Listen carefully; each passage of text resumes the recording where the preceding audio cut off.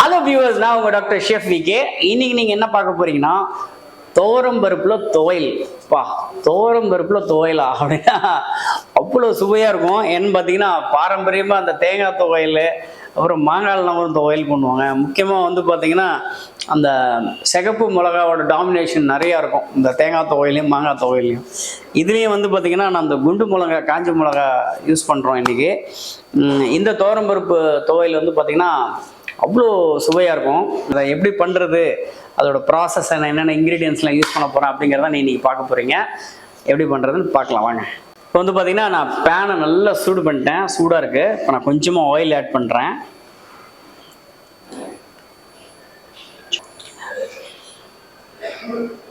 ஆஹா, இப்போ வந்து பார்த்திங்கன்னா கொஞ்சமாக தனியா ஆட் பண்ணுறேன்.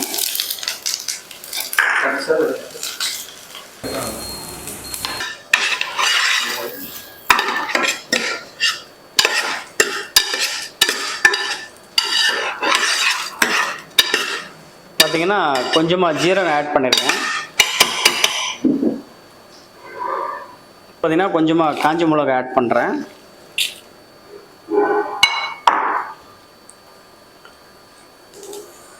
சும்மா கருவேப்பிலை. இப்போ பார்த்தீங்கன்னா அந்த நல்ல மணம் வருது, நல்ல வாசனை வருது.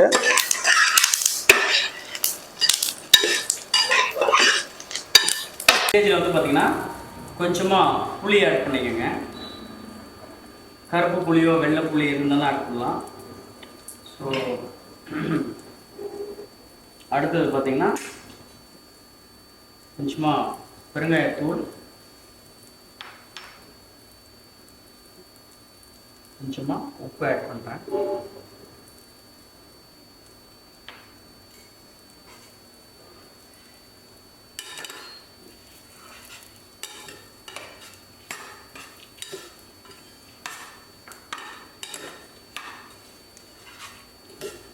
இது வரைக்கும் நல்லா பொன்னிறமாக ஆயிடுச்சு துவரம் பருப்பு, கடலை பருப்புலாம். வேலுங்கிறதுனால ஃபைனலாக நான் வந்து கொஞ்சம் தேங்காய் ஆட் பண்ணுறேன். நல்லா வாஷ் பண்ணியிருக்கிற தேங்காய் ஆட் பண்ணியிருக்கேன்.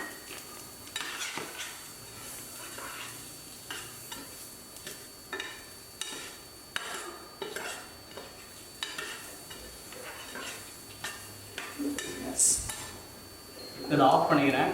பார்த்தீங்கன்னா இந்த பெருங்காயம், இந்த உப்பு, நல்ல ஒரு ஃப்ளேவர் இருக்குது. இந்த காஞ்ச மிளகாவோட வாசனம், கருவேப்பிலையோட வாசனம் வந்து பார்த்திங்கன்னா அந்த துவரம் பருப்பு துவையில வந்து பண்ணுறதுக்கு நல்லா வறுத்துட்டோம். எல்லா இன்க்ரீடியன்ஸ் போட்டு நல்லா பாருங்கள் எவ்வளோ நல்லா கோல்டன் கலரில் இருக்குது. யா, இப்போ வந்து பார்த்தீங்கன்னா அந்த பொன்னிறமாக வறுத்த இந்த ஸ்பைசஸ், அதாவது வந்து துவரம்பருப்பு, கடலைப்பருப்பு, பூண்டு, காஞ்ச மிளகா, தேங்காய், தனியா, ஜீரகம், பெருங்காயம், உப்பு எல்லாம் போட்டு கருவேப்பிலாம் போட்டு நல்லா வறுத்துட்டோம். பயங்கர மனமாக இருக்குது. இப்போ இது நல்லா ஆறணும். ஆறினதுக்கப்புறம் அதை வந்து நல்ல ஒரு ஃபைன் பேஸ்ட்டாக அரைக்கிறோம். எப்படி பண்ணுறோன்னு பாருங்கள். இப்போ வந்து பார்த்திங்கன்னா அது கோல்ட் ஆகிடுச்சு. ஜாரில் ட்ரான்ஸ்ஃபர் பண்ணிக்கிறேன்.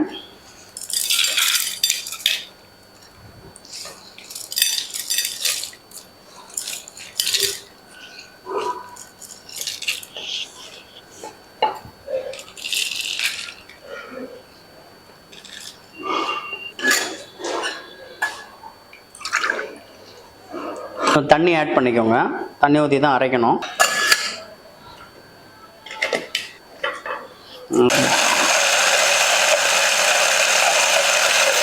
வந்து பார்த்திங்கன்னா துவையல் எடுத்துடுறோம். ரொம்ப தண்ணி ஊற்றாத ஒரு கெட்டிமாக அரைச்ச துவையல் இது, துவரம்பருப்பு துவையல். இப்போ வந்து பார்த்திங்கன்னா பேனில் கொஞ்சமாக ஆயில் ஆட் பண்ணிக்கோங்க. அண்ட் மஸ்டர்ட் சீட்ஸ்,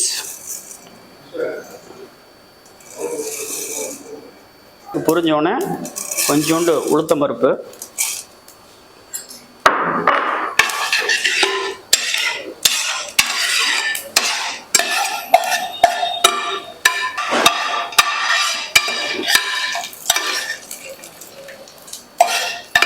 பார்த்தீங்கன்னா இந்த உருதால் நல்ல கோல்டன் ப்ரௌன் வரணும். வந்ததுக்கப்புறம் இந்த ஆயில் மேலே ஆட் பண்ணிவிடுவோம்.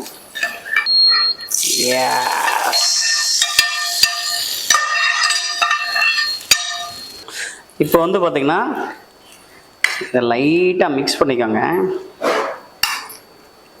இந்த கெட்டியான துவரம்பருப்பு துவையல் வந்து இப்போ ரெடி ஆயிடுச்சு. துவையல் பார்த்தீங்கன்னா முக்கியமாக சூடாக சாத்தில் வந்து நல்லெண்ணெய் போட்டு சாப்பிட்டா அவ்வளோ சுவையாக இருக்கும். முக்கியமாக அதோட சுட்ட அப்பளம், அந்த சுட்ட அப்பளமும் அந்த துவரம்பருப்பு துவையலும் அவ்வளோ நல்ல காம்போ.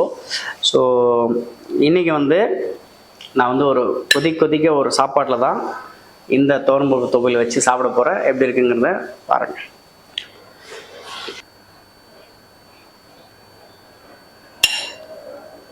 முக்கியமாக இந்த மாதிரி துவையல் வந்து பார்த்திங்கன்னா நல்லெண்ணெய் ஊற்றிடும்.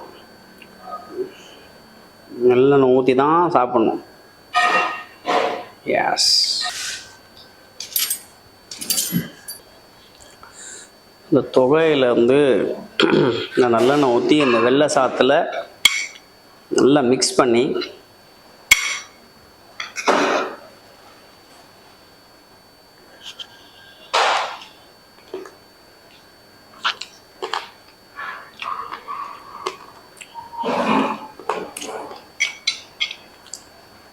செம்மையாக இருக்குது.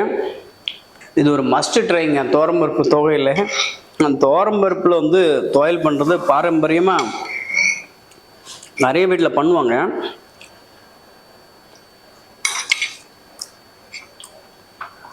இந்த ஹைலைட்டே டேஸ்ட் தான். இதோட மனம், இந்த காஞ்ச மிளகாவோட சுவை, முக்கியமாக அந்த ஜீரகம், இந்த தனியா, இந்த தேங்காய், துவரம்பருப்பு, கடலைப்பருப்பு, இந்த சின்ன வெங்காயம், பூண்டு, பாப்பா சொல்லிகிட்டே போகலாம். அவ்வளோ சுவையாக இருக்குதுங்க. மறக்காமல் இந்த ரெசிபி உங்கள் வீட்டில் உங்கள் கிச்சனில் ட்ரை பண்ணி பாருங்கள். இந்த ஒரு வித்தியாசமான ரெசிபியோட திரும்ப உங்களை எல்லாரையும் சந்திக்கிறேன். Until then, bye from doctor chef VK.